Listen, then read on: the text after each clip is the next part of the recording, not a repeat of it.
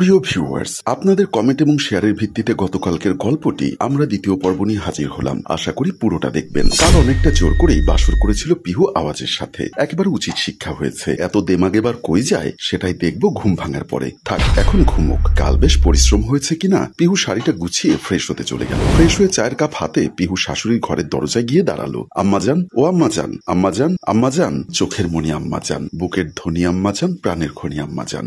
সকাল সকাল তীব্র গানের আওয়াজে তাহমিনার ঘুম ভেঙে গেল। কেউ দরজায় বাড়ি দিচ্ছে খুব জোরে। কাল তাহমিনার স্বামীর উপরে রাগ করে বোনের সাথে শুয়েছিলেন। তাসমিনেরও ঘুম ভেঙে গেছে। সকাল সকাল এমন উদ্ভট কাণ্ডে তাহমিনা বেশ বিরক্ত হলো। এত সকালে কে নক করে দেখো তো। তাসমিন উঠে গিয়ে দরজা খুলতেই পিহু সোজা ঘরে ঢুকে যায়। সুট টেনে টেনে সালাম দেয়। আসসালামু আলাইকুম শাশুড়ি আম্মা। এই মেয়ে, কে তোমার শাশুড়ি? আর কে আপনি? পিহু ঘুমটা খুলে শাশুড়ি পা জড়িয়ে ধরে সালাম করে। হঠাৎ হওয়া কাণ্ডে তাহমিনা হকচকিয়ে যায়। এই মেয়ে, কে তুমি? আম্মা, আমি আপনার ওয়ান অ্যান্ড অনলি পুত্রবধূ। কথাটা বলেই লাজুক হাসি দিয়ে তাসমিনকে চা দিয়ে আর এক কাপ শাশুড়িকে ধরিয়ে দিয়ে পা টিপতে শুরু করে। পেছন থেকে তাসমিন বলে ওঠে, আরে কাল তো ওকেই বাড়ির বউ করে আনলো দুলা ভাই। কিন্তু দেখেছো আপা, আজকালকার মেয়েরা কতটা বেশরম, লাজ লজ্জা বলতে কিচ্ছু নেই। পিহু উঠে দাঁড়ালো। কোমরে শাড়ির আঁচল পেঁচাতেই তাসমিন চোখ বড় বড় করে বলে, ও মা, এই মেয়েকে আমার সাথে এখন ঝগড়া করবে নাকি? পিহু আস্তে আস্তে এগিয়ে এসে তাসমিনের পায়ে পড়ে যায়। শক্ত হাতে তাসমিনের পা জড়িয়ে ধরে সালাম করে। তাসমিন ব্যথাও পায়। নিশ্চিত আপনাকে সালাম না করে তেতে আছেন, তাই না খালাম্মা? তাসমিন কথা কি বলবে, পায়ের ব্যথায় মুখ নীল হয়ে গেছে।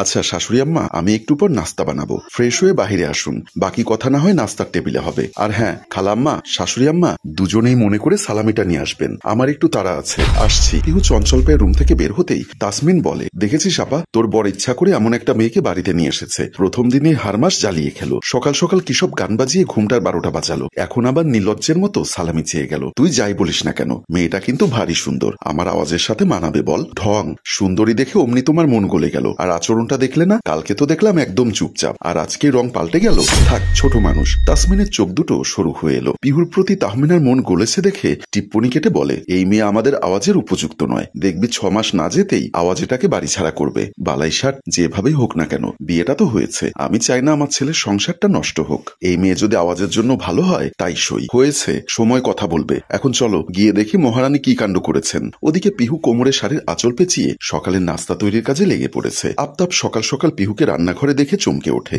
এ কি মা, তুমি এত সকালে রান্নাঘরে? নাস্তা তৈরি করছি আব্বু। আপনি বসুন, চা হয়ে গেছে অনেক আগে। শাশুড়ি আম্মাকে দিয়েছি, আপনাকেও দিচ্ছি এক্ষুনি। কিন্তু তুমি কেন শুধু শুধু? কাদের, মিনু, ওরা কোথায়? ওরাও আছে। আমি কিছু জিনিস আনতে পাঠিয়েছি। এ কেমন কথা?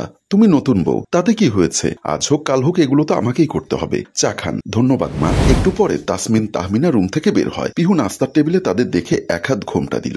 শাশুড়িকে নাস্তা দিয়ে আবার তাসমিনকে বলে, এই নিন খালাম্মা, শরবতটা স্পেশাল আপনার জন্য। খেয়ে কেমন হয়েছে বলবেন কিন্তু। তাসমিন ভারী বিরক্ত হলো। ক্ষিপ্ত মেজাজে বলে, একদম খালাম্মা ডাকবে না। কেন খালাম্মা, ডিজিটাল ডাকটা আপনার পছন্দ হয়নি? বলে মুখটা মলিন করে ফেললো। আফতাব আড়ালে হেসে স্বাভাবিক হয়ে বলল, আহ তাসমিন, কি সমস্যা ডাকটায়? সুন্দরী তো দুলা ভাই, আপনিও? আফতাব হেসে চলে যায়। তাসমিন রেগে উঠে দাঁড়াতেই তাসমিনও পিছু নেয়। অমনি পিহু পথ আগলে দাঁড়ায়। পথ আগলে দাঁড়ালে কেন?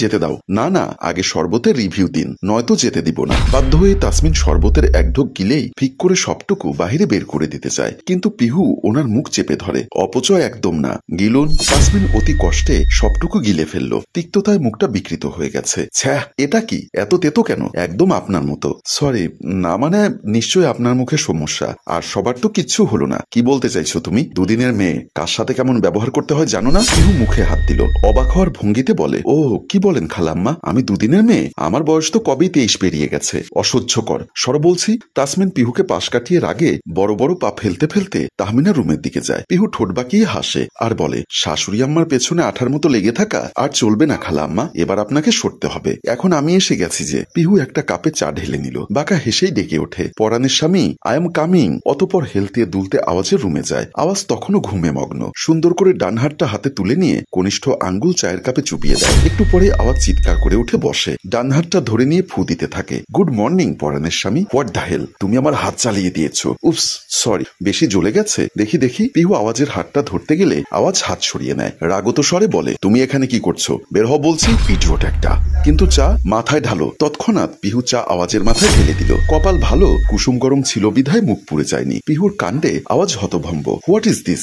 পিহু ইনোসেন্ট লুক নিয়ে বলে, নানি বলেন স্বামী যা বলবে তাই শুনবি, স্বামীর কথা নাকি শুনতে হয়। তুমি মাথায় ঢালতে বললে আমি না ঢেলে পারি বলো? হাজার হোক তুমি আমার পরাণের স্বামী। আওয়াজ এবার দাঁত কিরমির করে বলে, আর আমি যে এতক্ষণ ধরে বাহিরে যেতে বলছি সেটা শুনে যাচ্ছ না কেন? নানি বলেছে স্বামী সব কথা শুনবি না, বেড়া মানুষ বজ্জাত প্রকৃতির, এই ভালো তো এই খারাপ, সংসার জীবনে বুঝে শুনে চলতে হয়, বিবেক লাগা পিহু, বিবেক। আওয়াজের নিজের মাথায় বাড়ি মারতে ইচ্ছা হলো। ওর সাথে এটা কি হয়ে গেল? বিয়ের নাম করে জীবনটা তেজপাতা করে ছাড়লো এই মেয়ে। ফ্রেশ হয়ে নিচে এসো পরাণের স্বামী, আমি যাই দেখি শাশুড়ি আম্মা কি চায়, আমি তোমাকে দেখে নিব। রাগে ফোঁস করতে করতে বলল আওয়াজ। পিহু ঘুরে এসে আওয়াজের মুখোমুখি হয়ে ঝুঁকে যায়, চোখে চোখ রেখে বলে, আই এম অল ইয়োরস হানি, একদম পা থেকে মাথা পর্যন্ত। দেখো ভালো করে দেখো, আমি কি মানা করেছি? আওয়াজের ধারণা ছিল না পিহু ওর ছোট্ট কথাকে এভাবে ভয়ঙ্কর করে ফেলবে। আওয়াজ ফাঁকা ঢোক গিলল। আওয়াজের শুকনো মুখ দেখে পিহু হাতে তালি দিয়ে হো হো করে হেসে উঠল। আওয়াজ অবাক হলো, পাগলের মতো হাসছো কেন? তোমার অবস্থা দেখে। মানে তোমার প্যান্ট ভেজা, কোথাও বিছানায় হিসু করে দাওনি তো? দেখি দেখি। আওয়াজ চোখ বড় বড় করে চাইলো, যা গড়িয়ে শার্ট প্যান্ট ভিজে গেছে। আর এই মেয়ে নিলজ্জের মতো কি সব বলছে। আওয়াজ আর এক মুহূর্ত থাকলো না, লজ্জায় উঠে দ্রুত বিছানা ছেড়ে ওয়াশরুমে দৌড় দিতে চায়। তখনই স্লিপ করে পিহুর গায়ে পড়ে, আরো মেজাজ গরম হয়ে যায় তার। যা দেখে হেসে ওখানেই গড়াগড়ি খাবে পিহু এমন ভাব। সম্মানিত ভিউয়ার্স, এখানেই গল্পের দ্বিতীয় পর্ব শেষ করলাম। আপনারা চাইলে গল্পের আরো অংশ নিয়ে আসবো আমরা, তাই বেশি বেশি কমেন্টস এবং শেয়ার করে সাথেই থাকুন। গল্পটির ভাবনা ও পরিচালনায় অভি, ক্যামেরায় শিহাব ও শাকিল এবং প্রযোজনায় মঞ্জুর মোর্শেদ। ধন্যবাদ।